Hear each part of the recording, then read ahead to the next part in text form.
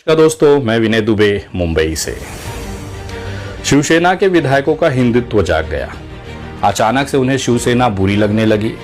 उद्धव ठाकरे जी जो खुद बाला साहब ठाकरे के पुत्र हैं, उनके अंदर इन्हें खोट नजर आने लगी। शिवसेना के 40 से 45 विधायकों के अंदर का हिंदुत्व जाग गया।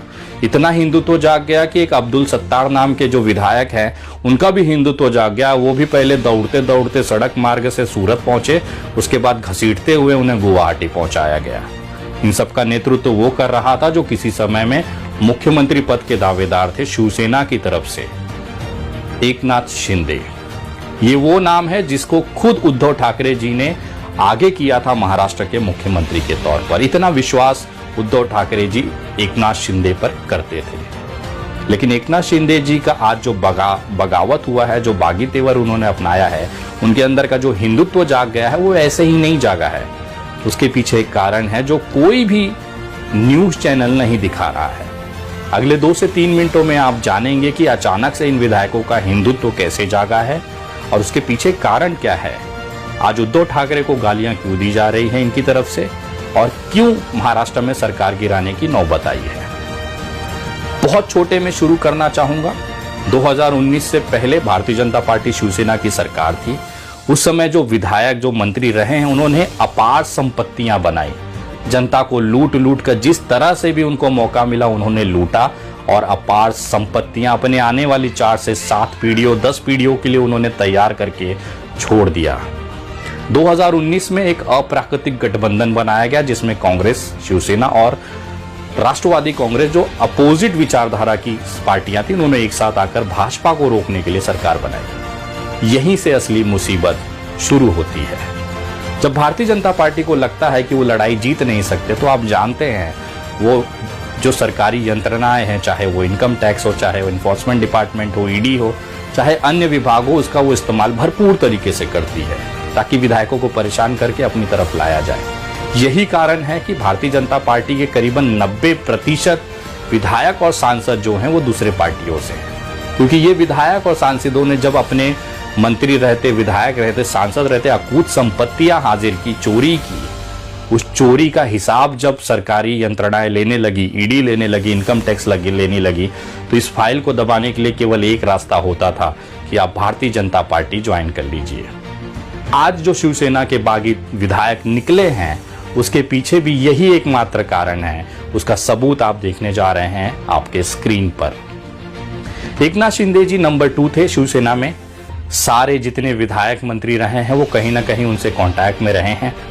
यही कारण था कि भारतीय जनता पार्टी ने इस पूरी लॉबी को टारगेट किया।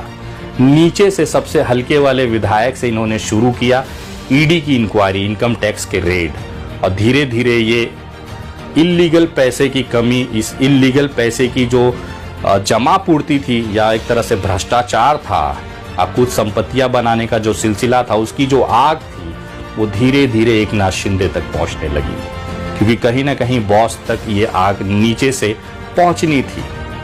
उसी का एक उदाहरण है प्रताप सरनाइक, थाने से विधायक। उन्होंने बाकायदा पत्र देकर, आपके जो ये स्क्रीन पे आप जो लेटर देख रहे हैं, ये विधायक प्रताप सरनाइक का लेटर है जो मराठी में है। इस पत्र में उन्होंने क्लियरली लिखा हुआ है, उद्धव जी ठाकरे को उन्होंने 9 जून 2021 को ये पत्र लिखा, जिसमें उन्होंने क्लियर लिखा है कि कृपया करके आप ये जो गठबंधन है कांग्रेस राष्ट्रवादी का, उसे तोड़िए और भारतीय जनता पार्टी के साथ आप वापस चले जाइए। उसका कारण ये था कि आपके स्क्रीन पे जो ये जो एबीपी न्यूज का आप देख रहे हैं, इसमें लिखा हुआ है कि ईडी की लगातार छापेमारी इनके और इनके बच्चे विहंग के ऊपर हो रही थी। 150 करोड़ के आसपास का जो रिकॉर्ड एबीपी न्यूज के माध्यम से पता चला है कि 150 करोड़ के आसपास का अवैध मनी लॉन्ड्रिंग आप कह सकते हैं, जो पैसा जमा किया गया है, जो रिकॉर्ड पे मिला है, उसके लिए इंक्वायरी इनके ऊपर हो रही थी, जिससे ये परेशान होकर उद्धव जी को मैसेज, उन्होंने पत्र लिखा कि आप इस गठबंधन को तोड़कर भारतीय जनता पार्टी के साथ जाइए। यही दूसरे एक विधायक जो आज गुवाहाटी में बैठे हैं, यामिनी जाधव करके, जो यशवंत जाधव की पत्नी है, ये कभी महापौर और बीएमसी के बड़े नेता हुआ करते थे। यामिनी जाधव भी आज एकनाथ गुट में है, क्योंकि इनके ऊपर भी इनकम टैक्स की रेड पड़ी थी। इनको इतना दबाव बनाया गया, ये भाग के जितने भी विधायकों के ऊपर रेड पड़ी, इनकम टैक्स की रेड पड़ी है, ईडी की रेड पड़ी है, तुरंत भाग के जाते उद्धव ठाकरे के पास। उद्धव ठाकरे जी कहते कि नहीं, ये गलत है, जनता के पैसे का आपने लूटा है तो उसका हिसाब आप जनता को ही दीजिए, इसमें मैं आपकी कोई मदद नहीं कर सकता। ये इस तरह का जो एक डिसीजन था उद्धव ठाकरे का, यहीं से विधायकों की नाराजगी शुरू होती है। ईडी और इनकम टैक्स की आंच धीरे धीरे एकनाथ शिंदे तक चली गई। नेशनल हेराल्ड की ये जो न्यूज आप देख रहे हैं, इसमें इन्होंने बाकायदा विश्लेषण किया है कि ईडी और इनकम टैक्स की डर की वजह से एकनाथ शिंदे को मजबूर होना पड़ा इन विधायकों को लेकर सूरत और उसके बाद गुवाहाटी भागने के लिए। इनके अंदर का कोई हिंदुत्व या फिर ऐसी कोई प्रतिष्ठा या निष्ठा नहीं जागी है। ये अपने कमाए हुए उन अवैध काले पैसों को सुरक्षित रखना चाहते हैं, जेल से जाने से बचना चाहते हैं। उसका ही एक बड़ा कारण ये रहा है कि इन नेताओं को भागना पड़ा महाराष्ट्र छोड़कर। ये वो नेता हैं जो कहते थे कि हम जहां खड़े होते हैं सरकार वहीं से अड़ेगी। ये नेताओं को हमने सूरत भागते हुए देखा, गुजरात पुलिस इनको घसीटते हुए जहाजों में डालते हमने देखा, गुवाहाटी में एक छोटे से होटल में बैठ के दुबके हुए हमने देखा। ये वही नेता, विधायक, सांसद हैं जो आज बगावत कर रहे हैं, क्योंकि उसके पीछे कारण है कि अगर वो बगावत ना करें तो भारतीय जनता पार्टी की जो केंद्रीय यंत्रणाएं हैं वो इनको तबाह कर देगी। इनके जितने कमाए हुए अवैध काले पैसे हैं उसे जब्त कर लेगी, इन्हें जेल में डाल देगी। तो कौन जेल में जाना चाहता है? उद्धव जी की गलती केवल इतनी थी कि इनके जो काले कारनामे थे, इनके जो भ्रष्टाचार थे, उसमें उन्होंने इनका साथ नहीं दिया। तो ये हकीकत कोई भी न्यूज़ चैनल क्यों नहीं दिखा रहा है? मेरा आपसे इतना ही एक अनुरोध है, चाहे सरकार भारतीय जनता पार्टी की बने, चाहे एकनाथ शिंदे जी मुख्यमंत्री बने, चाहे केंद्रीय मंत्री बने, 3 जुलाई तक भारतीय जनता पार्टी का टारगेट है कि महाराष्ट्र में सरकार स्थापित हो।